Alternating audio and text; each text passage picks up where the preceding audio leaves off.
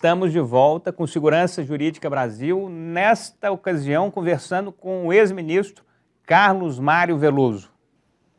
Doutor Carlos, eu queria te agradecer mais uma vez pela sua presença aqui no Segurança Jurídica Brasil. É uma honra estar te recebendo aqui no canal Viver Brasil. Eu acredito que o senhor já tenha assistido ele em algum momento. Eu sei que o senhor está em Brasília com mais intensidade, mas aqui em Minas, em Belo Horizonte, o canal, graças a Deus, está avançando a cada instante. Repetindo aqui o nosso agradecimento a Belo Horizonte, que é de onde a gente sai, mas também a Betim, a Contagem, a Nova Lima, a Sabará, a Juiz de Fora, a Ipatinga, a Governador Valadares, a Uberaba e a Uberlândia. A cada uma dessas cidades, o nosso agradecimento pela audiência, por estarem acompanhando aí o nascimento do canal Viver Brasil.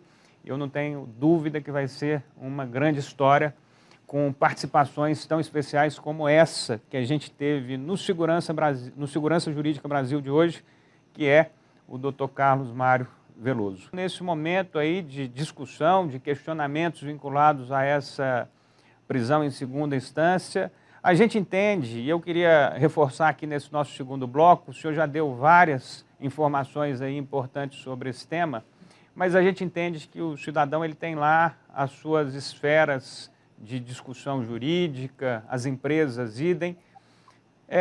Como é que essa estrutura é formada hoje no Brasil? O senhor disse aí que nos Estados Unidos a gente tem menos de 200 casos que chegam ao Supremo Tribunal Federal e aqui no Brasil mais de 10 mil ações que são vinculadas também ao Supremo Tribunal Federal, na medida que essas ações poderiam estar sendo resolvidas de maneira definitiva em outras instâncias.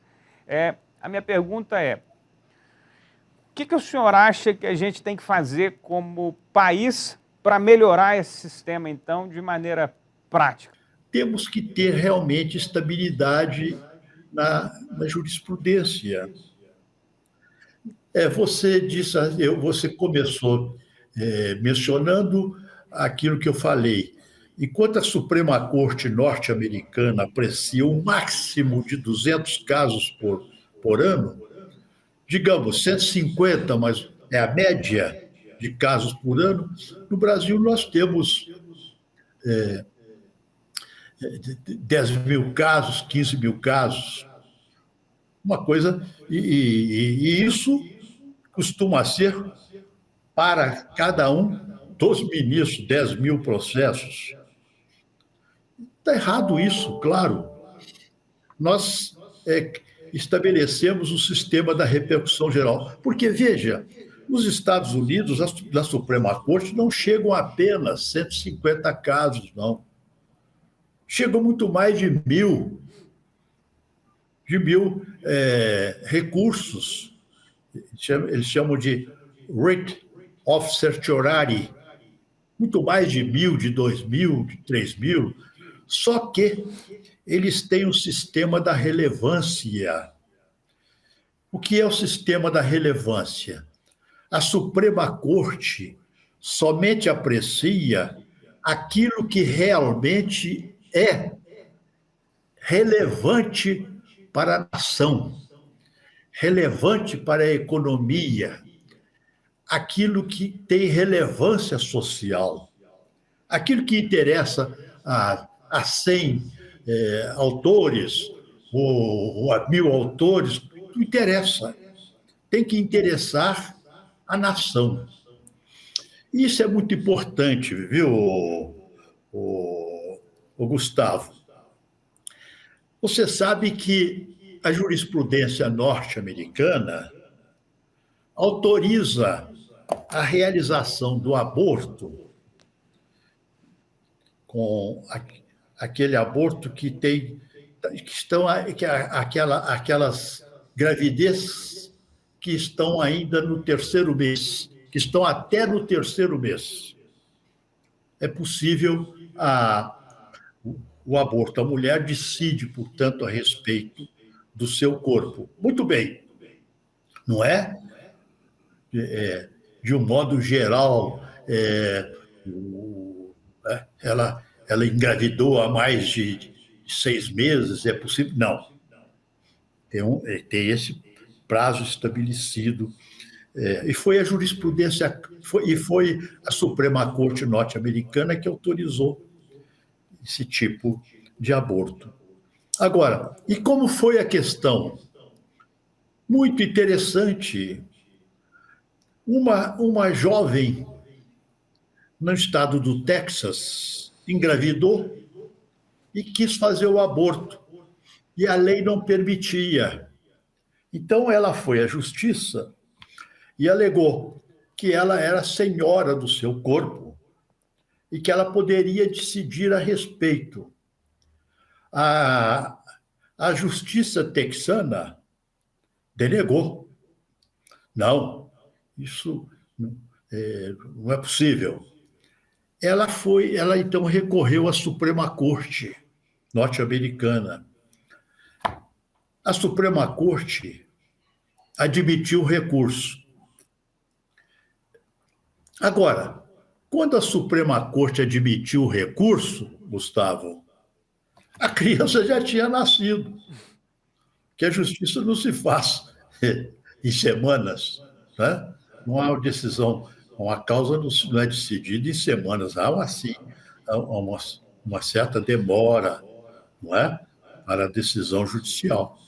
E o que aconteceria no Brasil se tivesse isso acontecido, Gustavo? A ação teria perdido o objeto. Mas a Suprema Corte, veja só como é importante a Suprema Corte ter o poder de escolher as questões relevantes, as questões que interessam à nação como um todo. A Suprema Corte norte-americana disse o seguinte: não perdeu o objeto porque esta é uma ação coletiva. Esta portanto, uma ação que interessa a milhões de mulheres norte-americanas. E por isso mesmo, vamos conhecendo recursos, vamos examinar, vamos decidir. Veja, decidiu, portanto, observada a relevância em termos do interesse de milhões de mulheres norte-americanas que não participavam, não é? Daquele pleito, mas tinham interesse, não é? Milhões de mulheres norte-americanas. Então, a ação não perder o seu objeto, o Supremo acabou decidindo pela inconstitucionalidade da lei estadual que proibia, com base em princípios constitucionais consagrados pela Constituição, como respeito à dignidade do ser humano. Muito bem. O Brasil tem caminhado nesse sentido, mas a tradição nossa é de admitir os recursos, porque isso não é próprio só do Brasil, não. Isto é muito característico dos países latinos. A Itália, por exemplo. O processo vira ciência. O processo mesmo é aquilo que nós vimos, aqueles princípios que estão consagrados na Constituição, não é? Do contraditório, a ampla defesa, não é? Possibilidade de se defender amplamente, de indicar o advogado, se ele é pobre, ter um advogado custeado pelo Estado, não é? E a observância de recursos, o que está estabelecido, que a lei processual estabelece. Então, vamos chegar lá. O Supremo Tribunal tem, de certa forma, aplicado a relevância.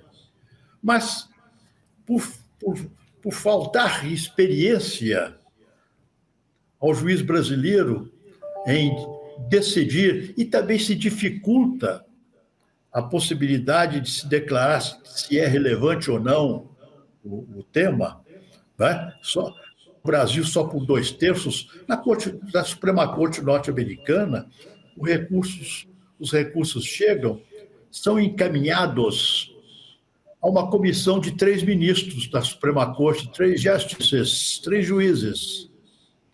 E eles examinam aquilo formalmente, e isso aqui não é relevante, por que é relevante?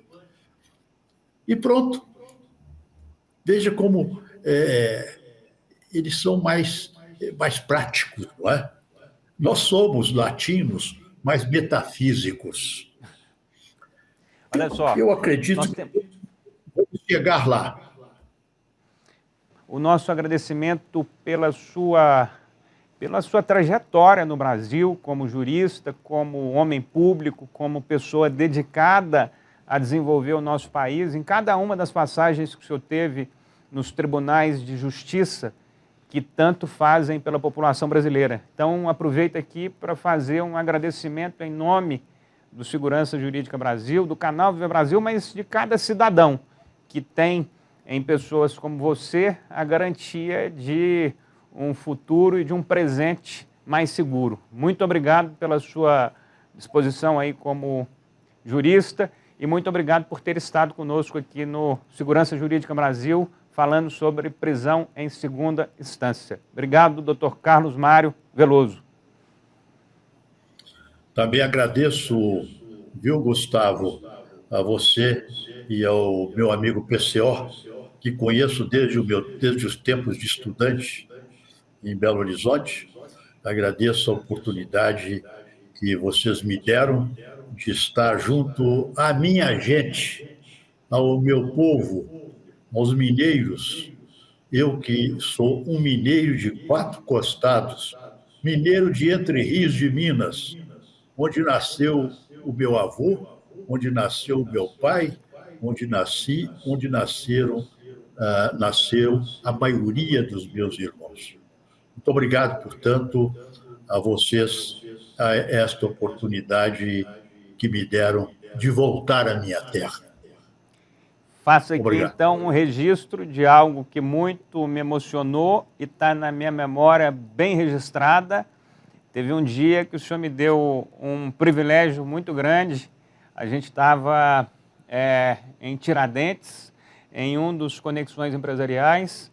Eu lá numa correria danada, o senhor lá participando conosco. E teve uma hora que saímos, eu, o senhor e o doutor Carlos Carneiro Costa, fomos lá na igreja, na Matriz, fomos conversando, o senhor foi falando uma série de histórias e eu fiquei muito grato aquele dia por ter sido homenageado ali com aqueles momentos ao seu lado e ao lado do Carlos Carneiro Costa. Muito obrigado e vamos aos próximos. Eu espero ter outros momentos desses com o senhor também para me aprender mais. Muito obrigado. Você se lembra, Gustavo, assistimos a um concerto, não é? Isso. Na igreja de Tiradentes, com aquele órgão, não é? Ouvimos músicas. Exatamente. Daquele órgão famoso, centenário que existe em Tiradentes, naquela igreja. Lembro bem, eu tenho uma foto minha com o senhor e o doutor Carlos na porta da igreja. Muito obrigado. E Carlos Carneiro é outro grande amigo meu, também. Quase décadas. Muitas décadas. Muito obrigado, doutor Carlos Mário. Obrigado a todos que estiveram conosco no Segurança Jurídica Brasil e até o nosso próximo programa.